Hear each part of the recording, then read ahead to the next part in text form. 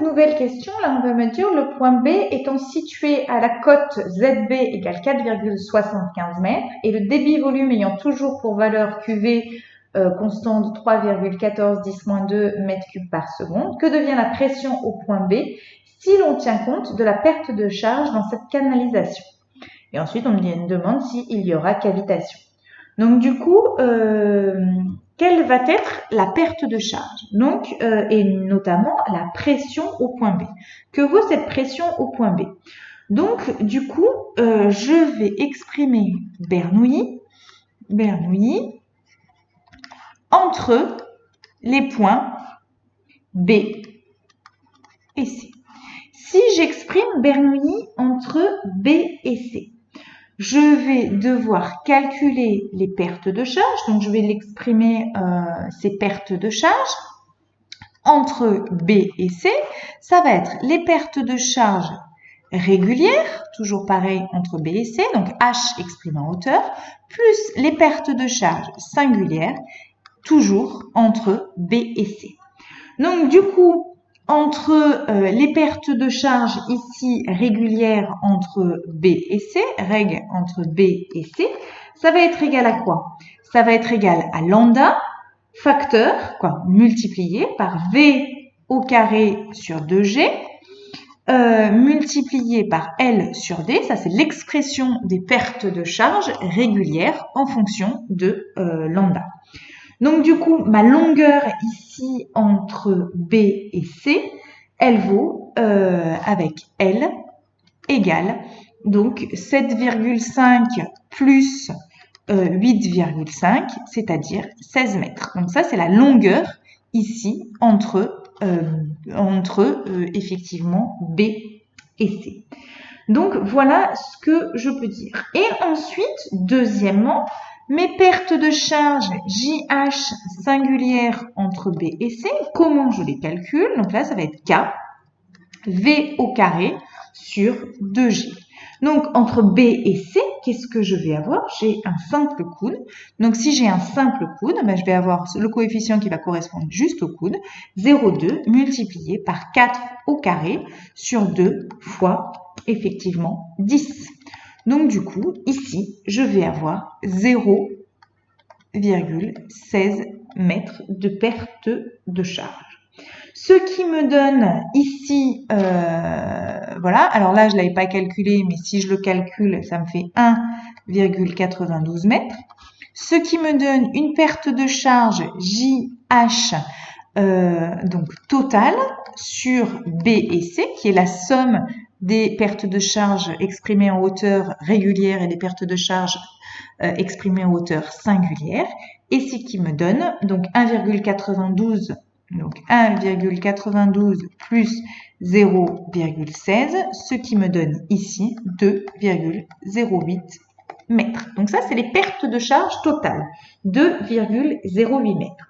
Donc maintenant, une fois que j'ai calculé ces pertes de charge, je vais pouvoir exprimer l'équation donc de Bernoulli entre, toujours pareil, B et C. Donc cette équation de Bernoulli, on va, étant donné que j'ai calculé ces pertes de charge en mètres, je vais exprimer Bernoulli. Donc c'est pareil entre B et C en mètres. Ok? Donc là, ça va être cette équation de Bernoulli exprimée en mètres. Donc en mètres, ça me donne P sur rho G plus 1 sur 2G facteur de V au carré plus Z égale constante. Donc je vais exprimer ce truc-là entre B et C. Donc ça va me faire P, donc entre B et C ou entre C et B, PC moins PB sur rho G plus 1 sur 2G facteur de VC au carré moins VB au carré plus ZC moins ZB est là égale à 0.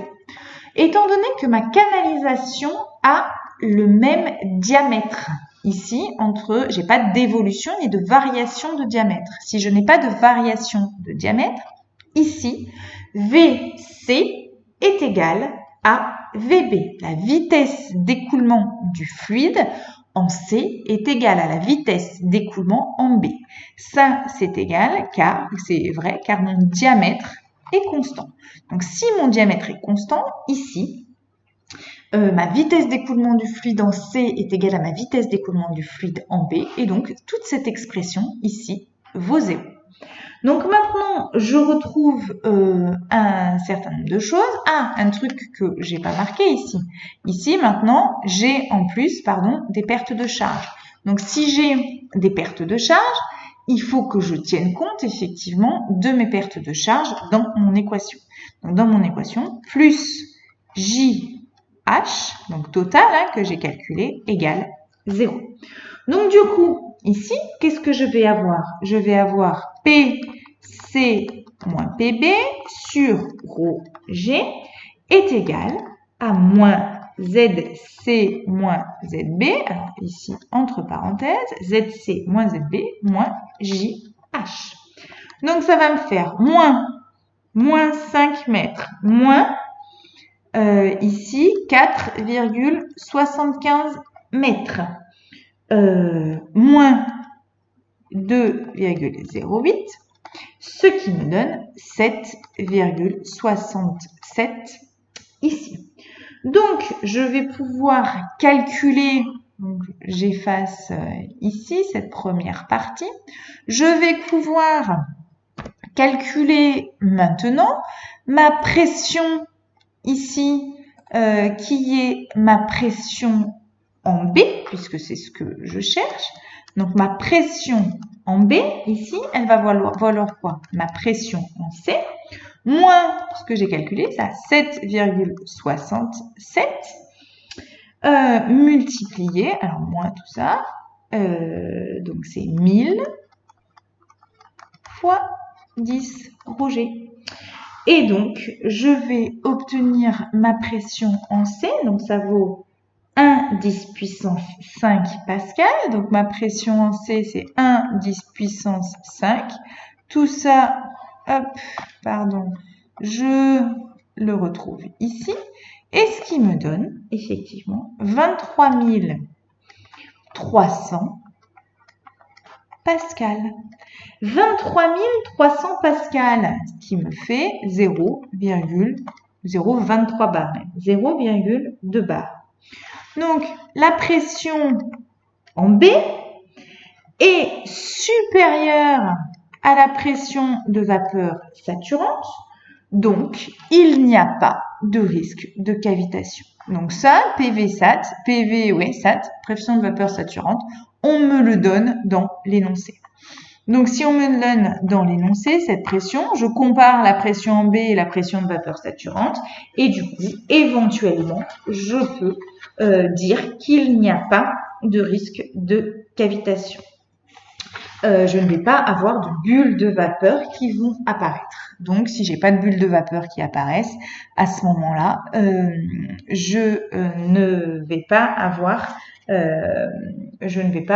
de risque justement de cavitation. C'est ce qu'on va dire. Donc maintenant, ici, j'aurais pu faire la même chose entre A et B. J'aurais pu calculer la pression en B en prenant et en exprimant Bernoulli entre A et B. Ici, j'avais choisi de le faire entre B et C. J'ai trouvé ça plus simple. On aurait très bien pu le faire entre A et B et j'aurais trouvé évidemment le même résultat aux erreurs de calcul près. Voilà pour cet exercice.